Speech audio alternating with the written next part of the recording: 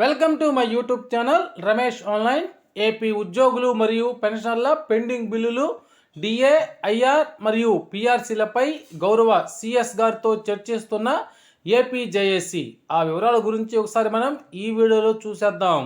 చూసే ముందుగా ఫ్రెండ్స్ ఎవరైనా ఫస్ట్ టైం మన ఛానల్ని విజిట్ చేసినట్లయితే తప్పకుండా సబ్స్క్రైబ్ చేసుకోండి. ఇక విషయానికి వచ్చినట్లయితే ఇక్కడ స్క్రీన్ మీద మనం చూస్తున్నాం ఏపీ జేఏసీ నాయకత్వము గౌరవ సిఎస్ గారితో చర్చలు.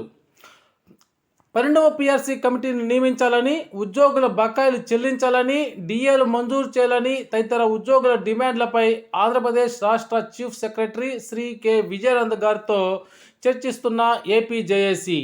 ఇక ప్రతి నెల అనేక జిల్లాల్లో 1000 మందికి పైగా ఉద్యోగులు పదవీ విరమణ చేస్తున్నారు. అయితే జనవరి నుంచి ఇప్పటి వరకు రిటైర్ అయిన ఒక్క పెన్షనర్కు కూడా నెలవారీ పెన్షన్ మినహా పదవీ విరమణ సమయంలో అందాల్సినటువంటి గ్రాట్యుటీ, కమ్యుటేషన్, ఆర్జిత సెలవుల నగదు మార్పిడి, ఎర్న్ లీవ్స్, ఎన్కాష్మెంట్ వంటి ఆర్థిక ప్రయోజనాలు అయితే పూర్తి స్థాయిలో అందలేదని తెలుస్తోంది. ఉదాహరణకు ఒక ఉమ్మడి కర్నూలు జిల్లాలోనే 2024 జనవరి నుంచి జూన్ మధ్య దాదాపు 1000 మంది ఉద్యోగులు పదవీ విరమణ పొందారు. వీరి పెన్షన్ ప్రపోజల్స్ సిద్ధం కావడంలో జరిగిన జాప్యం, ఆ తర్వాత ఎన్నికల కూడా అమల్లోకి రావటం వంటి కారణాలతో ఆర్థిక ప్రయోజనాల చెల్లింపు ప్రక్రియ పూర్తిగా నిలిచిపోయింది.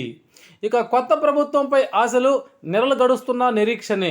చంద్రబాబు నేతృత్వంలోని కూటమి ప్రభుత్వం ఏర్పడి 10 నెలలు గడిచినప్పటికీ ఈ కీలకమైన ఆర్థిక ప్రయోజనాల చెల్లింపు విషయంలో ఏపీ ప్రభుత్వం నుంచి స్పష్టమైన ప్రకటన కానీ, చర్యలు కానీ లేకపోవడంపై ఉద్యోగ పెన్షనర్ల వర్గాల్లో ఆందోళన వ్యక్తమవుతోంది.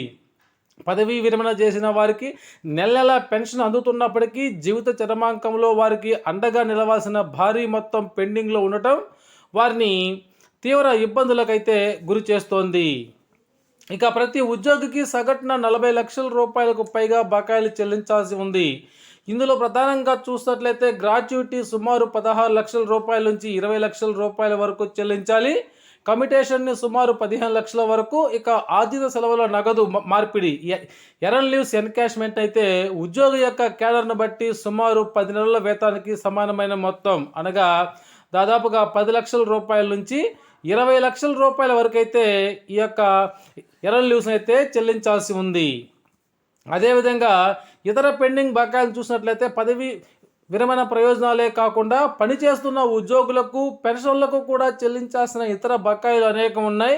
వాటిలో ముఖ్యంగా సరెండర్ లీవ్స్. ఉద్యోగ, ఉపాధ్యాయ కార్మికులకు 3 సరెండర్ లీవ్లు బకాయిలుగా ఉన్నాయి.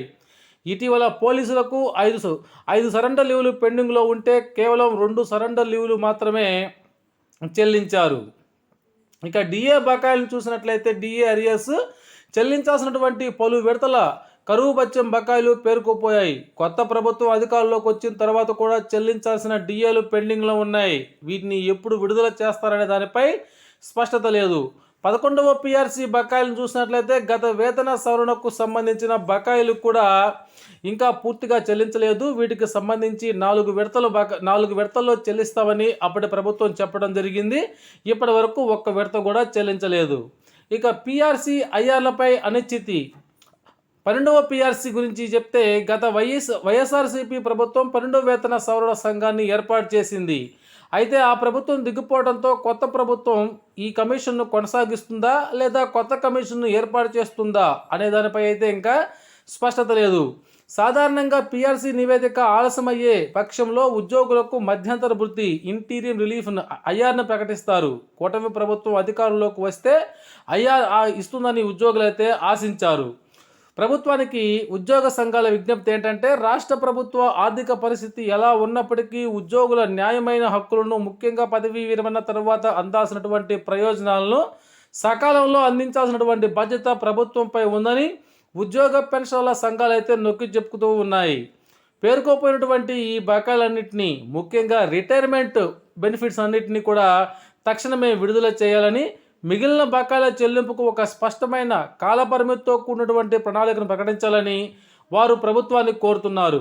ఈ చెల్లింపులు జరిగితేనే పదవీ విరమణ చేసినటువంటి ఉద్యోగులు, వారి కుటుంబాలు ఆర్థికంగా నిలదొక్కోగలవని వారైతే ఆవేదన వ్యక్తం చేస్తున్నారు. ఇక ప్రభుత్వం తక్షణమే స్పందించి ఉద్యోగులు మరియు పెన్షన్ల సమస్యలు పరిష్కరించాలని వారు విజ్ఞప్తి చేస్తున్నారు. అయితే ప్రభుత్వం ఈ పిఆర్సీ కనుక అమలు చేస్తే ఉద్యోగులు మరియు పెన్షన్లు అయితే భారీగా నష్టపోతారు.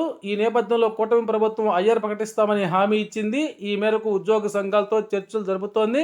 ఎన్నికల సమయంలో ఇచ్చినటువంటి హామీ మేరకు ఉద్యోగులకు మేలు చేయాలని ఉద్యోగులు మరియు పెన్షన్లు అయితే కోరుకుంటున్నారు. ఓకే ఫ్రెండ్స్, ఇది ఈనాటి సమాచారం. Thank you for watching.